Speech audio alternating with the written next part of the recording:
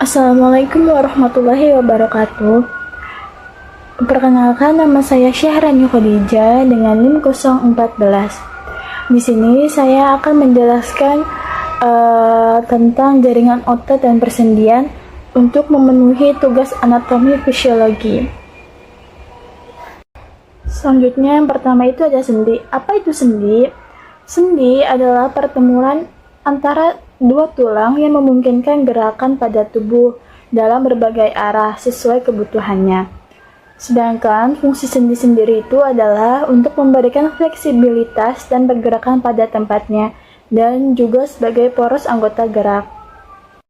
Selanjutnya itu ada komponen penunjang sendi.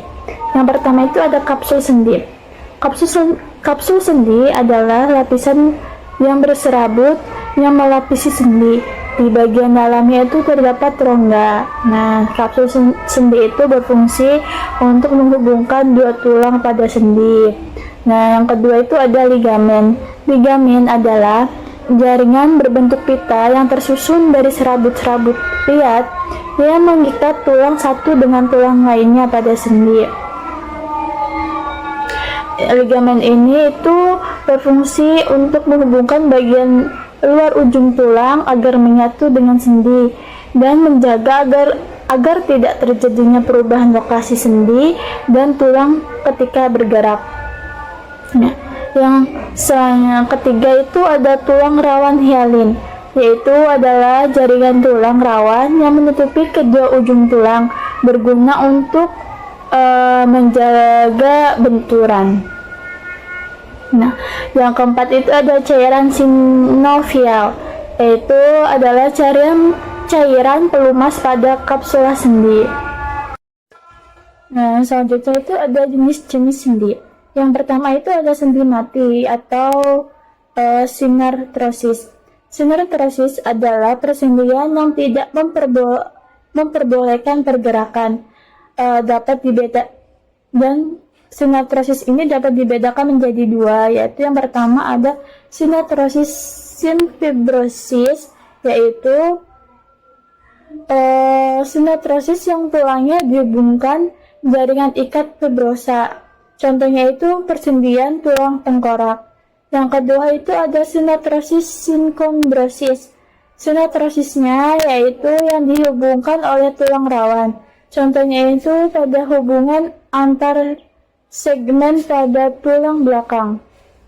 Nah, yang kedua itu ada sendi kaku atau amfiartrosis. Nah, ini adalah persendian yang dihubungkan oleh jaringan tulang rawan sehingga memungkinkan terjadinya sedikit gerakan. Contohnya itu pada hubungan pada tulang pergelangan tangan, pergelangan kaki, hubungan tulang rusuk dan tulang dada, serta ruas-ruas tulang belakang. Nah, yang terakhir itu ada sendi gerak atau diatrosis. Diatrosis adalah persendian yang memungkinkan terjadinya gerakan. Dapat dikelompokkan menjadi 5. Yang pertama itu ada sendi peluru, sendi engsel, sendi putar, sendi pelana, dan sendi geser. Yang pertama itu ada sendi peluru. Sendi peluru yaitu sendi yang memungkinkan gerakan ke segala arah, yaitu ke fleksi, ekstensi, aduksi, dan rotasi. Nah, contohnya itu pada sendi bahu dan sendi pinggul. Fungsi dari sendi peluru ini yaitu memberikan jangkauan gerak yang sangat luas seperti mengayunkan lengan.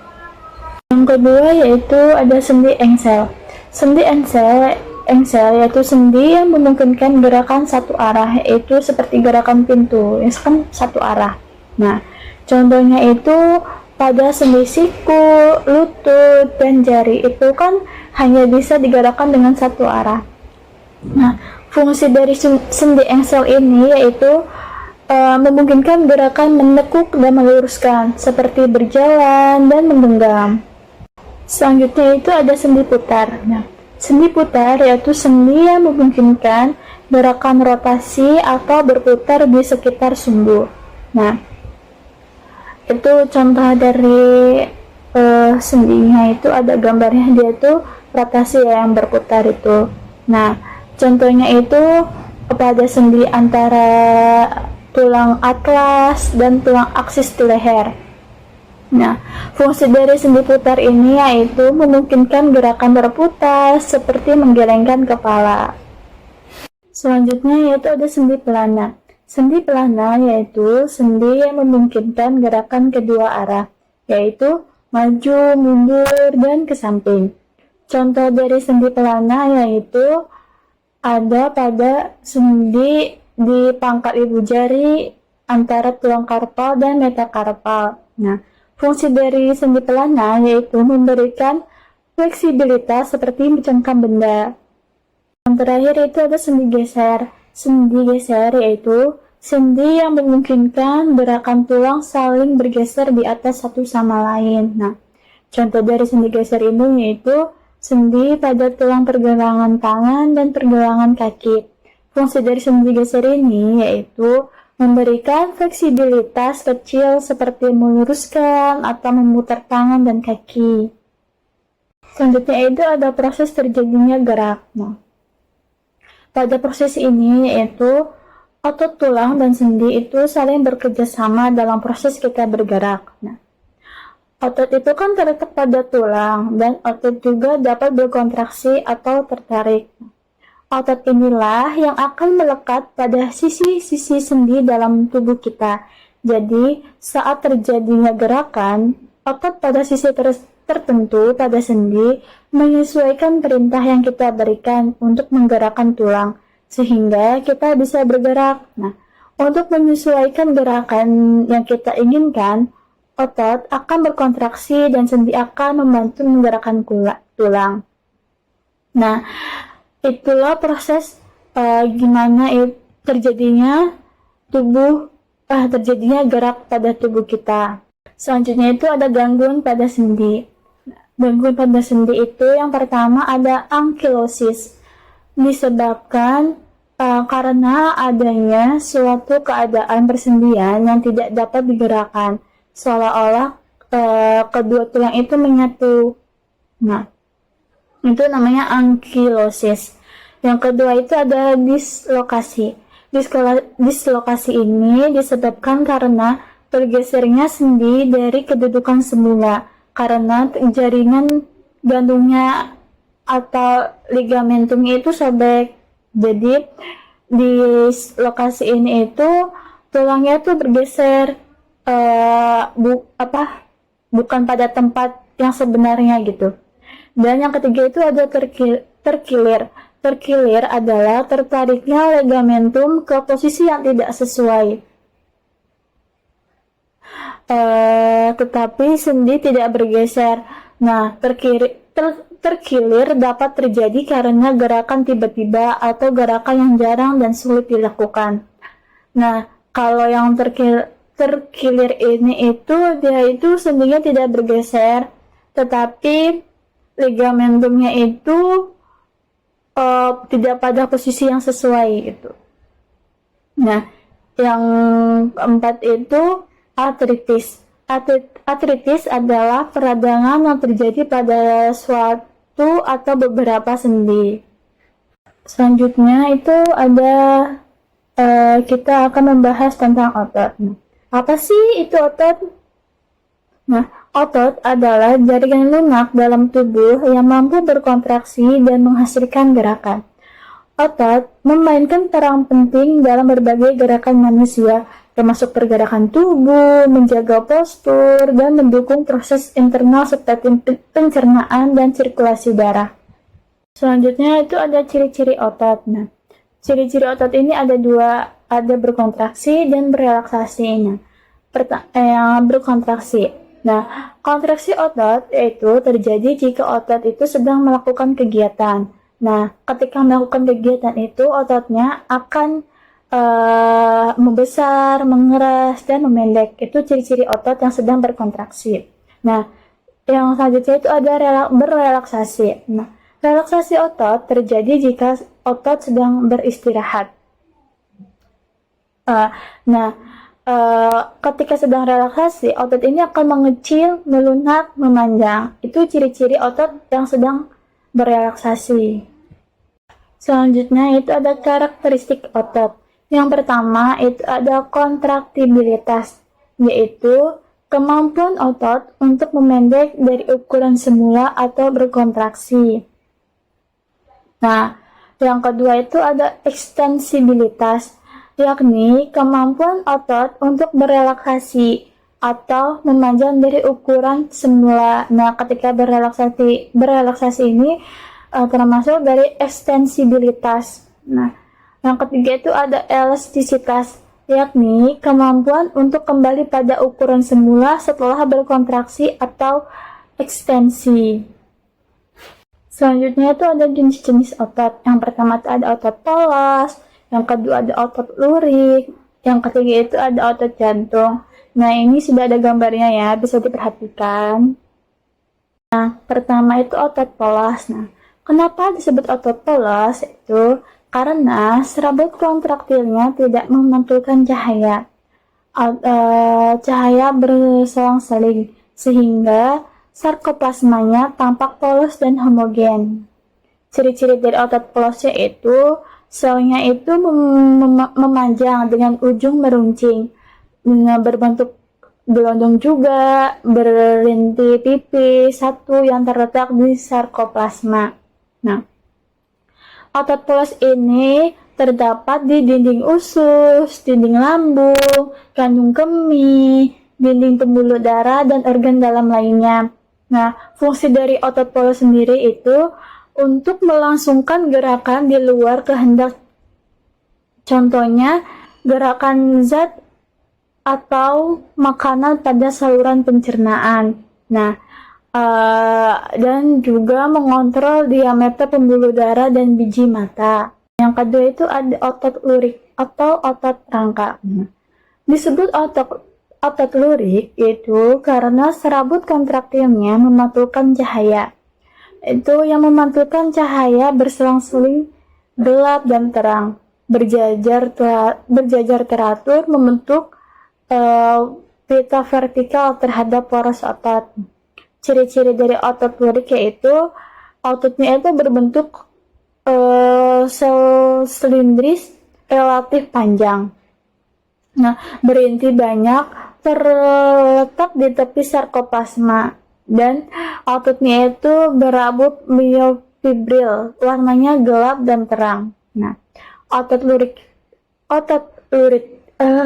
ini terdapat di rangka, misalnya itu di bicep, tricep, terus ada juga di lidah, bibir, kelopak mata, dan diafragma. Nah, fungsi dari otot lurik ini yaitu sebagai alat gerak aktif. Nah, berkonsentrasi secara cepat dan kuat untuk menggerakkan tulang dan tubuh. Yang terakhir itu ada otot jantung. Otot jantung yaitu terdapat khusus pada jantung. Otot ini tersusun atas rabut lurik yang bercabang-cabang dan saling berhubungan satu sama lainnya.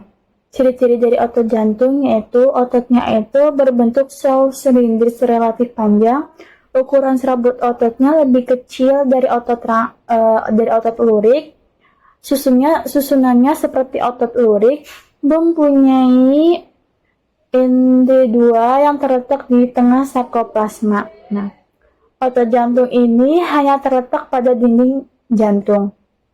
Fungsi dari otot jantung ini itu untuk berfungsi menyebabkan jantung menguncup dan mengembang sehingga darah terpompa. Ini fungsi dari otot jantung.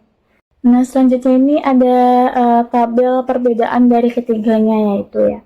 Nah, yang pertama itu ketiganya itu beda berdasarkan tempatnya. Otot polos itu berada di dinding jeroan, otot lurik yang melekat pada rangka, dan otot jantung itu berada di dinding jantung. Nah, yang kedua itu bedanya dari bentuk serabutnya. Nah, kalau otot polos itu bentuknya itu memanjang, berbentuk ujung lancip. Sedangkan kalau otot lurik itu bentuknya itu memanjang, silindris, ujungnya itu tumpul. Sedangkan kalau otot jantung itu bentuknya memanjang, silindris, bercabang, dan menyatu. Nah, terus selanjutnya itu beda dari jumlah nukleusnya. Kalau otot polos itu ada satu, otot lurik itu banyak, dan otot jantung itu satu. Nah, selanjutnya ada letak nukleusnya.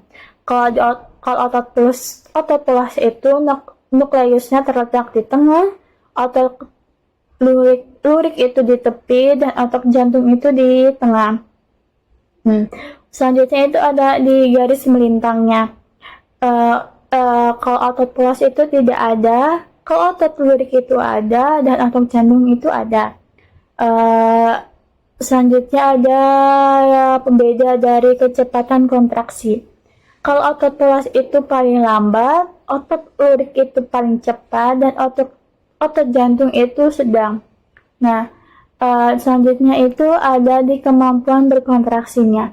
Kalau otot polos itu lama, otot lurik itu sebentar, dan otot jantung itu sedang. Nah, yang terakhir itu ada tipe kontrolnya. Kalau otot polos itu tidak menurut kehendak, sedangkan otot lurik itu menurut kehendak, dan otot jantung itu tidak menurut kehendak. Selanjutnya itu ada sifat kerja otot. Sifat kerja otot ini ada dua, ada antagonis dan sinergis. Yang pertama itu antagonis, yaitu kerja otot yang kontraksinya menimbulkan efek gerak yang berlawanan. Contohnya adalah ada ekstensor, yaitu meluruskan, dan flexor membengkokkan, misalnya otot tricep dan otot bicep. Yang kedua itu ada abduktor, yaitu yang gerakan menjauhi badan, dan adduktor, yaitu yang mendekati badan. Misalnya itu gerak tangan sejajar bahu dan sikap sempurna.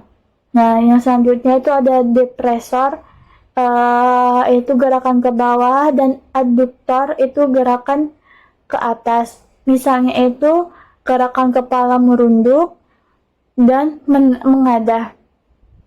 Nah, selanjutnya itu ada supinator, yaitu yang menengadah, dan pronator, yaitu yang gerakan menelungkup. Misalnya itu gerak telapak tangan. Nah, yang kedua itu ada sinergis. Nah, otot sinergis adalah dua otot atau lebih yang bekerja sama dengan tujuan yang sama. Jadi, otot-otot itu berkontraksi bersama dan berelaksasi bersama. Misalnya itu otot-otot antara tulang rusuk yang bekerja bersama ketika kita menarik napas, atau otot pronator, yaitu otot yang menyebabkan telapak tangan menengadah dan menelungkup. Nah, selanjutnya itu ada sistem kerja otot. Nah, ini otot manusia bekerja, yaitu otot akan berkontraksi sehingga otot akan memendek, mengeras, dan bagian tengahnya itu menggelembung atau membesar. Nah, ini itu melibatkan kerja syaraf. Nah, karena ototnya memendek, maka tulang yang dilekati oleh otot tersebut akan tertarik atau terangkat. Kontraksi satu macam otot hanya mampu untuk menggerakkan tulang ke satu arah tertentu. Kontraksi dapat berlangsung bila ada rangsangan atau stimulus, baik oleh pengaruh saraf atau oleh pengaruh lainnya. Nah, kontraksi ini dapat terjadi karena adanya energi kimia berupa ATP yang membentuk pada sel otot. Kontraksi terjadi sangat dipengaruhi oleh dua jenis protein, yaitu aktin dan miosin. Interaksi dari dua protein tersebut menyebabkan terjadinya kontraksi pada otot.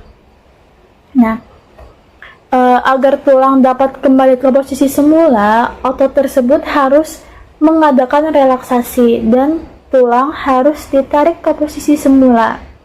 Untuk itu, harus ada otot lain yang berkontraksi yang merupakan kebalikan dari kerja otot pertama.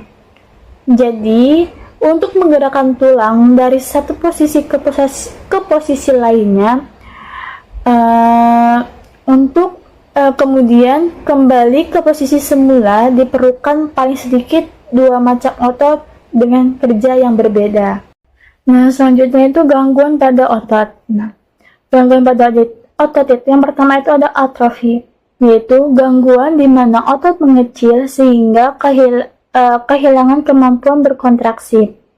Yang kedua itu ada hipertrofi otot, yaitu kelainan di mana otot menjadi besar dan lebih kuat.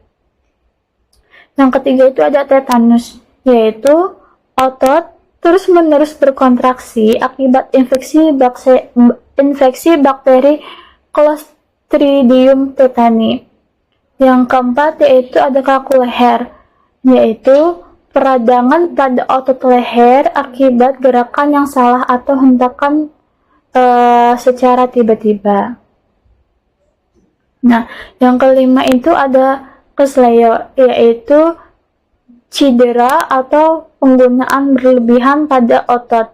Nah, yang terakhir itu ada distrofi otot, di mana kelainan genetik yang menyebabkan penurunan massa otot.